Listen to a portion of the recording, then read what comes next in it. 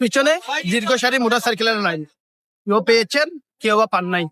বর্তমান সময়ে অকটেনের যে ঘাটতি দেখা দিয়েছে তা কিন্তু যারা বাইক চালক যারা রয়েছেন, যারা গাড়ি চালক রয়েছেন, তারা পড়ছেন চরম ভোগান্তির মুখে।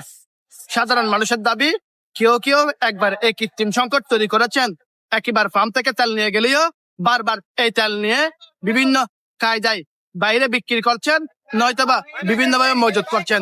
এইভাবে তেলের সংকট তৈরি করে সাধারণ মানুষের ভোগান্তি এবং তেলের সংকট বলে জানাচ্ছেন সাধারণ মানুষ। এবং পেট্রোল পাম্পে আসলে এবং এই ধরনের অভিযোগ কিন্তু যারা মালিক কর্তৃপক্ষ রয়েছেন তারা কিন্তু এই ধরনের অভিযোগ জানাচ্ছেন।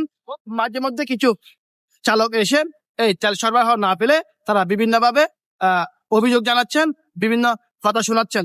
সাধারণ মানুষের দাবি, যদি এই পেট্রোল পাম্প থেকে যদি তেলগুলো যদি বাহিরে খোলা বাজারে না যায়, তাহলে খোলা বাজারে এত দামে চওড়া দামে তেলগুলা বিক্রি করছেন কিভাবে, সেটাই দাবি করছেন সাধারণ মানুষ। চলো সাধারণ মানুষ কি বলছেন আমরা শুনে আসি।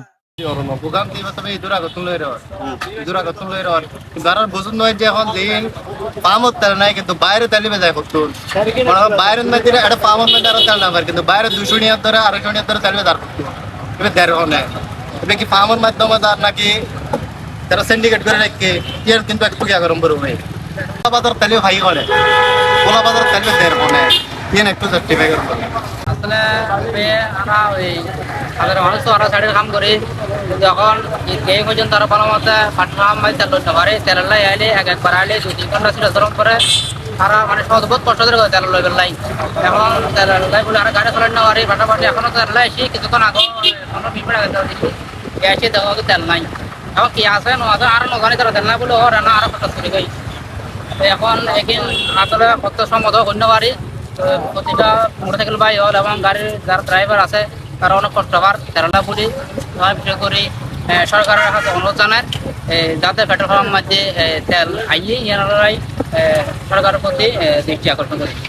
আসলে আসি যে তেলের লাই তেল তো প্রয়োজন যে আসি দিন হলে তো তেলের লাই আইনের দরকার নয় আরতে। এখন তারা তেললিন আর সরকার আসলে কীভাবে তেললিন নদের তেললিন দহনের দরকার আসলে আর বেশি তেল তো নদের যা দেয় 500 টাকা দিলে 500 টাকা আর লাভ, কিন্তু তেললান তো আর জ্বালানি মন্ত্রী ঘর কোনো তেলের সংকট নাই, কোনো কিছু নাই। এরপরেও যে তেলের সংকট কথা বলে তো বহুত জনে আরো মাইন্ড করিব অবশ্যই তারে আসলে বহুত জনে 2-3 বেরো তেল নিয়ে যে বড় কথা ওনার তেল একবার লন লইরে পরের দিন দরকার আবার লন, সমস্যা কি ভাই আবার দিল এভাবে চালাই যান তেল শেষ কর না, শেষ করে ইয়ে না তদারকি করে দেখবেন যে মানে প্রত্যেকটা ফার্মের মধ্যে আছে তেল। আমরা বিভিন্ন নিউজগুলোতে দেখি যে 1 লিটার মানে 10,000-12 টাকা করে তেল পাওয়া যায়, 1000 লিটার। মানে সরকার সঠিকভাবে যদি তদারকি করে সিন্ডিকেট বাকি দিব কত দিব কোয়ালিটি দিব ও বাড়াতে দিব আর খালি তেল আনিলে খালি চালু করব। টিয়ানো নিয়ন্ত্রণ করেন। এটা তেল মজুদ আছে কিনা এখন? আছে কিনা নাই। এখন মজুদ আছে না? আছে নাই।